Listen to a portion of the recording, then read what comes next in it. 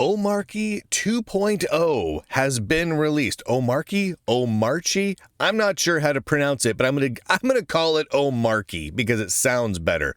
Omarchy is a Arch-based Linux distribution that uses Wayland and Hyprland and is very, very unabashedly nerdy, very developer focused, very command line and text user interface focused, and it is gaining a huge amount of traction. I mean, massive numbers of people are flocking to this thing, and it is really worth sitting up and taking note of exactly why.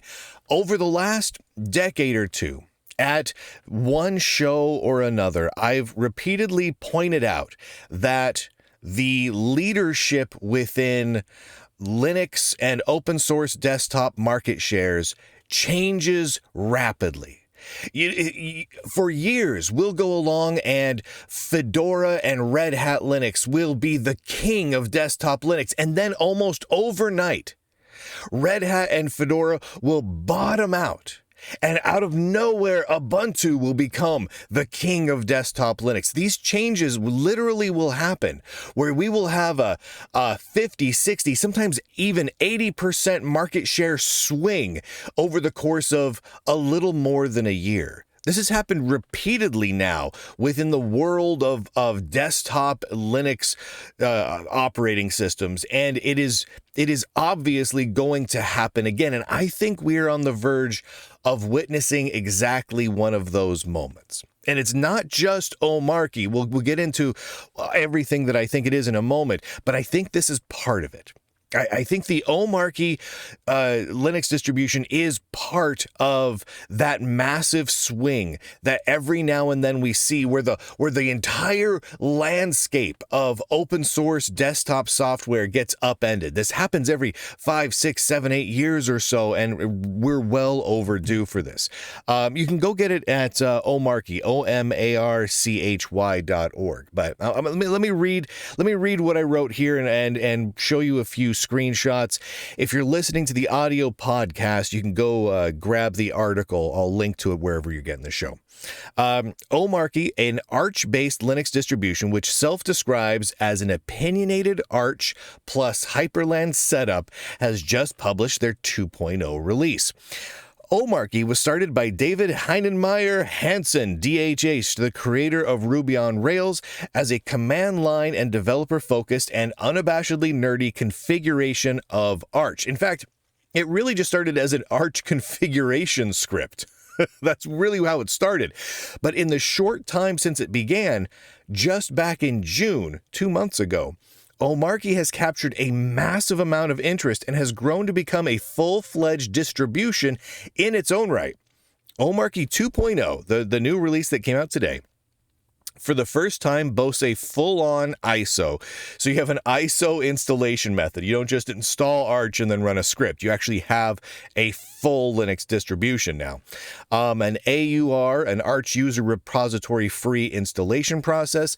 That's important in large part because of all of the denial of service and attacks that have been happening on the Arch user repository of late, which can be a real headache if you're trying to set things up over the network. Well, this one provides an AUR-free installation path, a fork of Chromium with live theme switching. So if you switch up your theme in Omarchy, Chrome will follow suit and adapt the theme to fit. A Starship prompt, a new icon, and 400 other changes from 45 contributors. Here's a screenshot of Omarchy 2.0. And it's all, it's a tiling window manager because it's all Hyprland. And it all is very text user interface focused. It is very nerdy. It is almost like if you've designed an actually functional hacker terminal from a total elite hacker movie, right? And that's kind of the look and feel that they've got here. And honestly, they've done a really good job with it. According to DHH, the Omarchy Discord server now has over 6,000 members, with the website having received over 100,000 unique visitors in the last month. So just in the last month since they started measuring it, over 100,000 unique visitors. And that was before Omarchy 2.0 shipped, before Omarchy even had an ISO to install from. They already had 6,000 members on their Discord and 100,000 visits to the website. That is not too shabby for a Linux distribution that until today wasn't even a full-fledged Linux distribution. It was just like a configuration script. And it was only at this point roughly 2 months old. And I want to point something out here that I thought was actually pretty cool. The Omarchy installation script has a process where if it fails to install, it shows people an invite URL for the Discord channel where they can go and get tech support, and it shows in text mode in the terminal a QR code that you can use with your phone to open up that Discord invite link, so you can just point your phone at the screen and go and get some tech support that way. I thought that was actually rather clever. That was a rather ingenious way to handle a failure scenario like that, especially with such a new, totally community-driven sort of project like this. So one other thing I want to note here, and I think this is incredibly important, and this is what I want to talk about a little bit more now. Omarchy and the Hyprland window manager, which Omarchy uses by default, were both added to my non-woke software list, Lunduke's non-woke software list, earlier this month.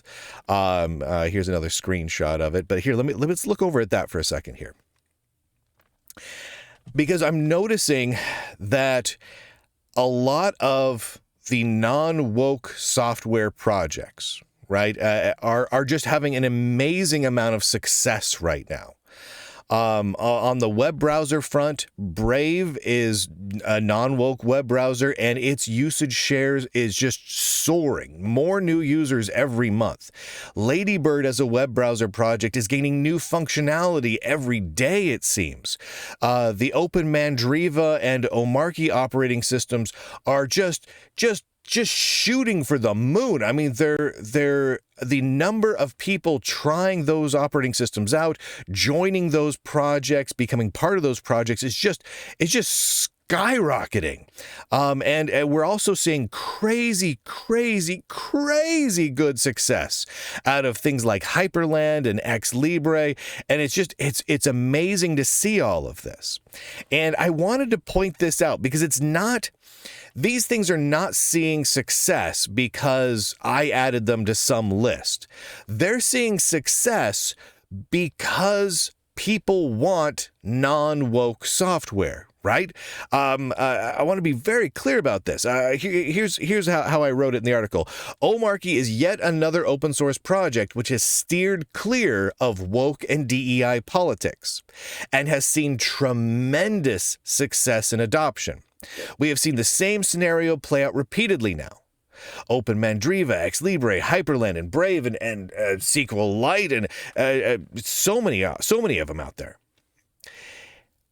Most of the quality, well-designed, non-woke pieces of software out there are having tremendous success. There's a pattern here. Avoid DEI.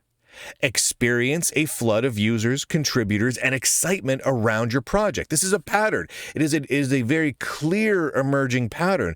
And I'm mentioning it because I'm really hoping that more projects learn that lesson.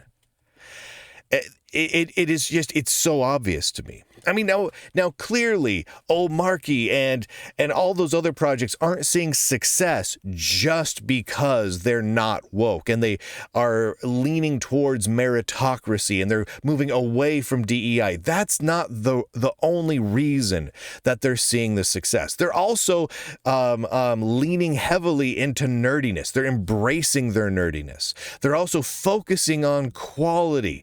And I think the real tangible benefit of focusing on meritocracy and not DEI and woke politics means that the people who do great work are empowered to do great work.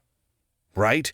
And so they're not getting bogged down in endless meetings where they're talking repeatedly about diversity and inclusion of their developer base and blah, blah, blah. No, they're just making cool stuff.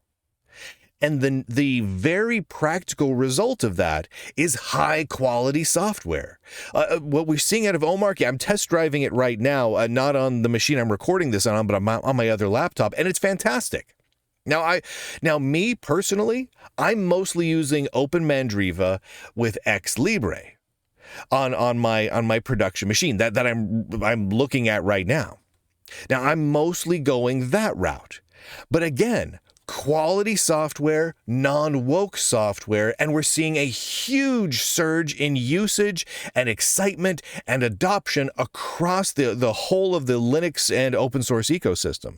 The number of Linux distributions that are packaging things like Ex Libre is just exploding. It's growing at a far faster rate than I thought was at all possible. And a big motivating factor for that is that the quality is good. There's a focus on meritocracy, so we're not worried about politics, and people aren't being discriminated against, right? People are tired of these discriminatory projects out there, the woke projects and the DEI projects that are discriminating against users and contributors alike constantly, and it's to the detriment of the project. People are sick of it. And so when they see something like Omarchy come along, they're jumping on it. They're going to at least give it a try, right? For me, I'm not a huge Wayland fan. I've made no bones about that. I've made no attempt to hide that. I like tiled window managers, but honestly, I prefer more old-style desktop metaphors with cascading movable windows and whatnot. I like my desktops to feel like they come from like the early to mid 1990s. That's just what I like, right? So am I the kind of guy that would normally jump on Omarchy? No, I'm not. But because I see what appears to be at first glance good quality, a clear dedication to good design, or at least a passion for their design ideals, and a complete rejection of woke and DEI political discrimination stuff, I'm going to try it out. Like, I see that, I'm going to try it. And I did, and I'm thrilled with it. I'm seriously happy with it, and I know other people feel the same way. I've heard from so many people who I've mentioned Omarchy to who try it out and are just like, dude, this is a friggin' revelation.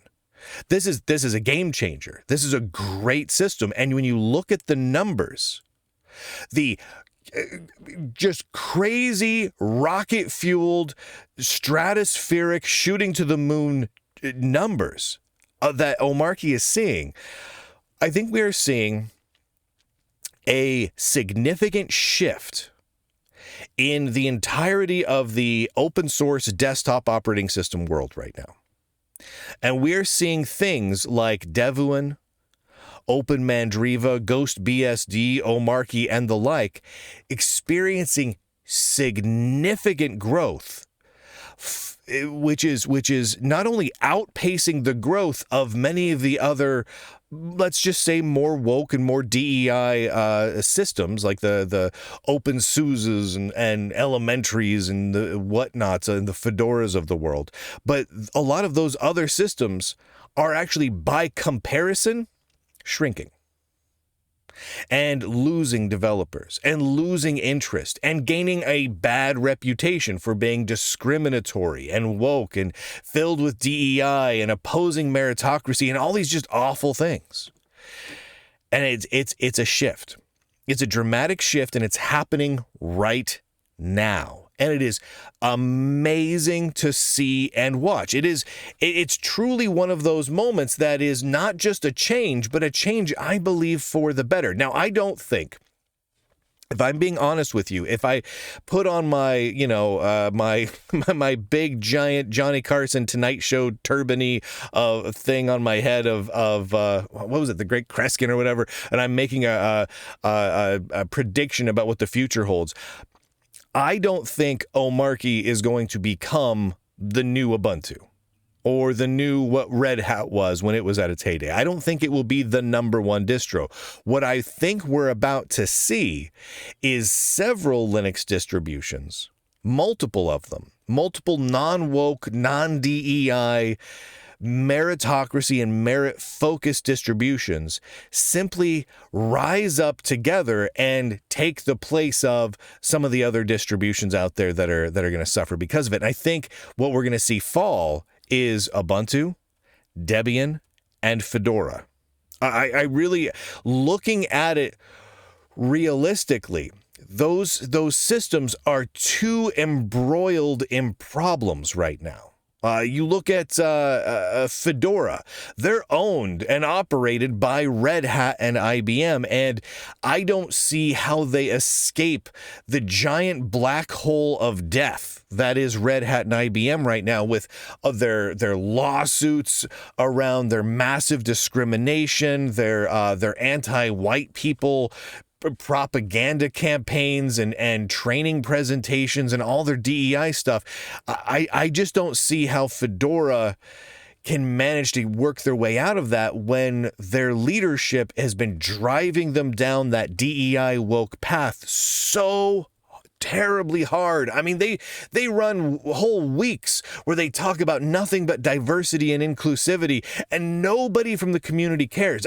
Just to drive this point home, the people running Fedora feel that diversity, equity, inclusion is probably their most important quality of their Linux distribution. They held multi-week long events where they had their weeks of diversity, where they were just focusing on nothing but that, with presentations and webcasts and all sorts of things, and nobody cared. I think one of their most watched videos from their last week of diversity had something like 40 views total. 40. And several of those were me, as I was crawling through them, trying to figure out what the heck they were talking about and write articles and do shows about them. It tells you where people really are at. The real Linux users and developers, the nerds out there, they don't want that stuff anymore. And you look at things like Debian. Debian has been the granddaddy king of Linux distributions for years now. I've been a Debian advocate and user for years. It's a great system in so many ways. But now they're at a position where Debian and GNOME, I mean, they still have registered sex offenders heavily working on their projects. They're still protecting them. They're still protecting those people, those registered sex offenders, above the safety of other contributors and users and kids and everything else. And it's been one thing after another with them. They have entire internship programs where they focus on DEI and woke intern selection, specifically saying that white dudes need not apply because they don't want white dudes. Like, it's crazy amount of discrimination and racism and sexism and just yuckiness, just pure yuckiness. And I think people have had enough of it. And so right now, we're seeing that pivotal moment where people are moving away from those large entrenched granddaddies of open source software, GNOME and Debian and Fedora and Ubuntu and the likes, and migrating over to things like Omarchy, Devuan, Open Mandriva, Ex Libre, Hyprland, no more GNOME. Everyone's going. If you're on a Wayland based desktop, people are moving from GNOME to Hyprland. If people can, they're moving over to Ex Libre instead of Xorg. Like, we're seeing these movements happen because people are just sick of it, and they're like, well, if there's a quality option that's not all woke, I'm gonna try it. And then when they try it, they realize that the quality is actually better because it's been focused on meritocracy, on merit, on just producing great software. And they're like, wait a minute. So the non-woke option is actually the higher quality option? Yes. And that message is getting out there, and people are realizing it, and people are making the move. And I think Omarchy is going to be one of the several benefactors of this and catalysts of a lot of the change that I think we're going to see over the next, 6 to 12 months, especially. We're going to see a massive, massive market share shift. It will be really interesting to see what the actual stats and numbers are for Omarchy, say 2 to 3 months from now, right? After the initial Omarchy 2.0 hype settles down, what those numbers really look like. We're gonna find out. I'll stay on top of it. I've asked, and they've been providing as much detail as they can provide, and it's interesting. It's a really fascinating time. Thank you to the Lunduke Journal subscribers for making it possible to do this coverage and to talk about these important topics. Lunduke.com. If you're listening to the audio podcast and want the videos, or just want to support the work of the Lunduke Journal, head on over to Lunduke.com. And with that, ladies and gentlemen, boys and girls, nerds and nerdettes across the vast and glorious intertube that we find ourselves entwined within, I do declare, end broadcast.